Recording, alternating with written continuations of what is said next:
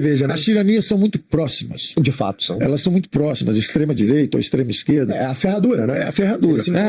O rei iluminista, o rei preparado, etc., ele morre, o filho pode ser um degenerado total, herdou, qual é a forma? Então, a democracia, é muito interessante isso, porque isso é a síntese da civilização ocidental que está, no momento, sob uma ameaça. Se você perguntar quem foi o grande vitorioso do século passado, desse início de século, foram as economias de mercado. Elas absorveram, primeiro, segundo os padrões de democracia e mercado, foi a primeira guerra, a primeira grande guerra, que não foi uma guerra de espólio, onde o vencedor não botou reparações no vencido. Os americanos, no final da Segunda Grande Guerra Mundial, 1945, os americanos fizeram o seguinte: vamos reconstruir os aliados.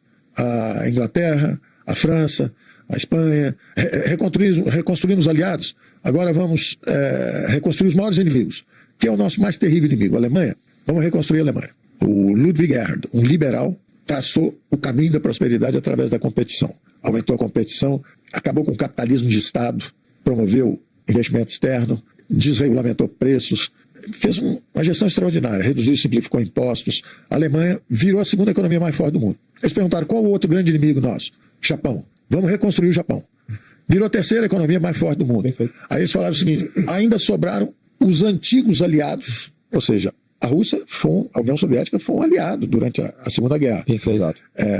Então, ela está muito grande. E nós estamos durante a Guerra Fria. Nós estamos lutando democracia contra sistema político fechado. Vamos dar um nome elegante para a ditadura. Sistema político fechado. Nós estamos lutando contra eles. Elegante, assim, né? Eles têm uma doutrina socialista na economia e eles são politicamente fechados. Nós somos politicamente abertos, somos uma democracia e, ao mesmo tempo, nós seguimos a independência dos poderes, porque, em vez de ter o rei maluco, o rei filósofo que dá lugar ao rei maluco, tirânico, despótico, que acaba com a dignidade humana, a separação dos poderes. Se tiver o rei maluco, você tem, na verdade, se tiver um presidente maluco, você tem o judiciário, você tem o legislativo. E se o legislativo enlouquecer e quiser fazer coisa errada, você tem o presidente, você tem o judiciário. E se o judiciário estiver fora da caixinha, você tem o legislativo, você tem o presidente. Então, a separação de poderes, isso é um processo cultural, civilizatório, sofisticadíssimo, que nós estamos aperfeiçoando através do tempo. Então, em vez de voltar para Platão, nós temos que mergulhar para o futuro. E o futuro está sendo disputado agora. Na sua visão, qual que é o futuro se no sistema democrático só os piores chegam ao poder? Não, aí é que está.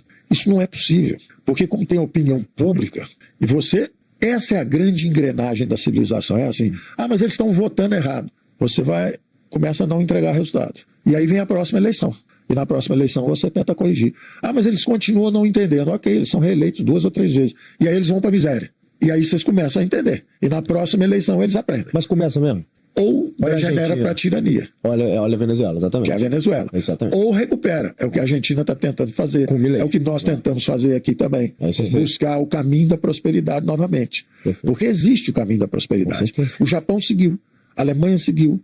A China seguiu. A China é uma viúva do socialismo. Perfeito. A China, o Deng Xiaoping mergulhou a China nos mercados com o braço dos americanos ajudando. Da mesma forma, eles falaram, nós estamos numa Guerra Fria.